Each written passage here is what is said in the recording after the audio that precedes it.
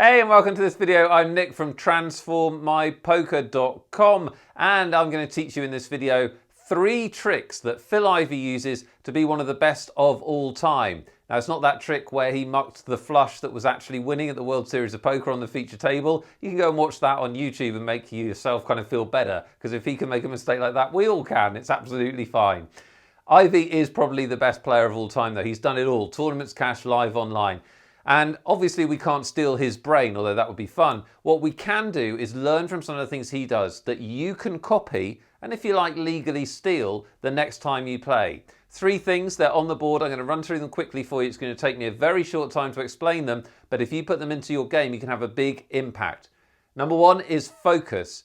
Ivey, when he plays, and especially when he was younger and he was really hungry to win, has incredible focus. I once saw him playing live early in his career and he watched every player around the table as the action moved around the table. He wasn't fussed about anything else, complete focus on the game. You can do that tomorrow. Every top professional does it. You don't need any new poker knowledge to do it. You just need to actively think, actively focus, watch the hands you're not involved with, try and figure out what the players were thinking, and that's how you can have a massive edge just by focusing on the game and nothing else. Secret number 2 that Ivey uses is player profiling. If there's one thing he's good at, it's understanding his opponents, getting into their shoes. Now that's something that you can get good at too. You don't need to know any kind of maths or kind of weird poker knowledge to do it.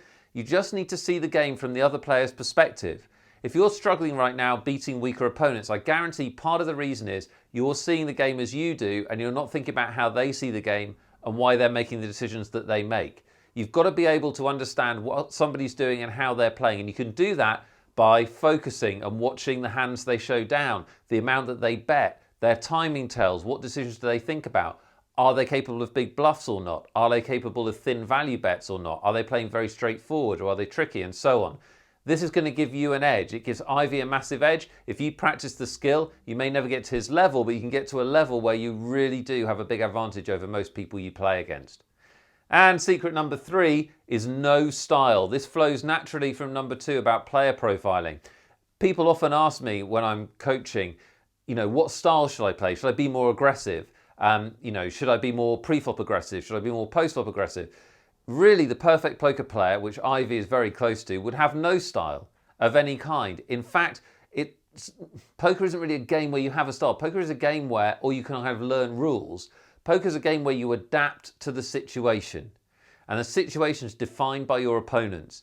So you want to be capable of playing any style, taking advantage of players that never fold, taking advantage of players that fold too much, taking advantage of players that are too passive, too aggressive, and so on and so on. And also be able to adapt that style as your image changes at the table, because once somebody's seen you bluff, they're going to change how they view you. So you need to have that ability to adapt and have no style and see poker as a situational game where each hand is a separate problem. Ivey does that brilliantly. Sometimes you'll watch him play and he'll play every pot if he's in a table where he can exploit.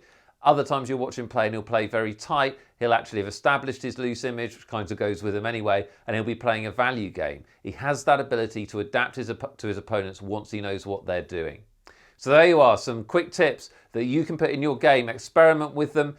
Really start committing to focusing and thinking about your opponents and not just playing one way, and you will see a big improvement.